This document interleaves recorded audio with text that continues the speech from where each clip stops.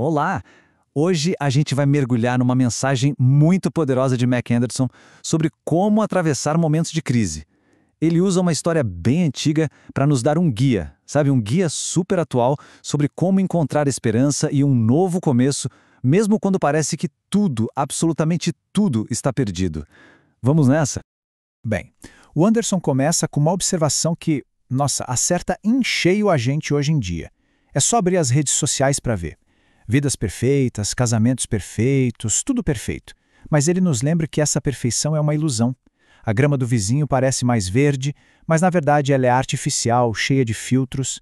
É uma verdadeira armadilha comparar os nossos bastidores com o palco dos outros. Isso nos leva direto ao ponto central dele. A crise não é uma exceção, é uma regra. A vida, segundo o Anderson, não é uma sala VIP com ar-condicionado, né? Problemas de grana, de saúde, de relacionamento, todo mundo passa por isso. A grande diferença não está em evitar a crise, mas em como a nossa base é construída para aguentar o tranco quando ela chega. Agora, olha que interessante essa análise. Ele faz uma distinção muito clara. A tentação, ele explica, serve para extrair o que há de pior em nós, para nos afastar de Deus. Já a provação, por outro lado, tem um propósito pedagógico. Ela nos aproxima de Deus e, no processo, extrai o nosso melhor, fortalecendo o nosso caráter. E para ilustrar esses princípios de um jeito que a gente nunca mais esquece, o Anderson recorre a uma história lá do livro bíblico de 2 Reis. É a história de uma mulher que enfrenta uma crise assim, avassaladora, uma perda total. Vamos ver como a jornada dela pode nos ensinar a lidar com as nossas. O cenário dela era o pior possível, de verdade. O marido, que era um homem temente a Deus, tinha morrido, e ele deixou para trás uma dívida que ela não tinha como pagar. Para piorar, o credor já estava na porta pronto para levar os 2 filhos dela como pagamento, e dentro de casa não tinha absolutamente nada. Essa é a pergunta que fica no ar durante toda a história. E como o Anderson sugere, é a mesmíssima pergunta que todos nós fazemos nos nossos piores momentos. Quando as opções acabam e o desespero bate, para onde a gente corre? A virada de chave na história acontece com uma pergunta do profeta Eliseu. Uma pergunta simples, mas muito profunda. Ele não chega oferecendo uma solução mágica, não. Pelo contrário, ele faz com que ela olhe para dentro, para si mesma e para a sua situação.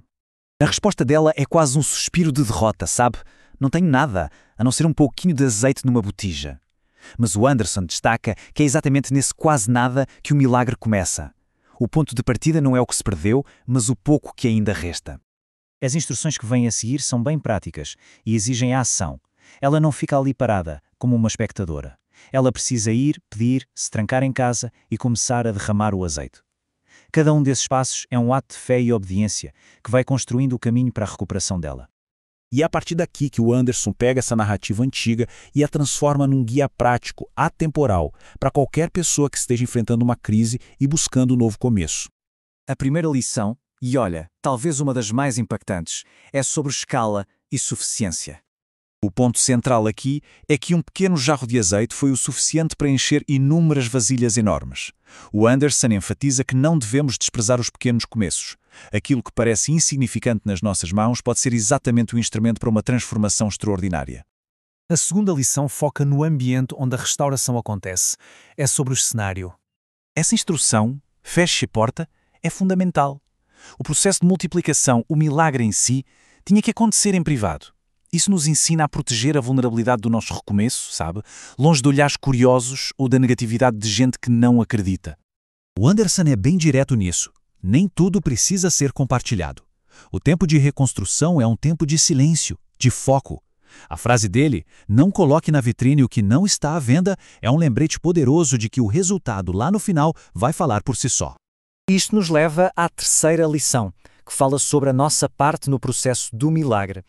Essa aqui é uma chamada responsabilidade pessoal. O azeite se multiplicou de forma sobrenatural, sim, mas foi a viúva que teve que buscar as vasilhas e derramar o azeite. Anderson adverte contra o que ele chama de espiritualização da inércia. Existe uma parte que nos cabe, e essa parte Deus não vai fazer por nós. E por fim, a última lição nos ensina a ordem certa para construir um futuro livre de amarras.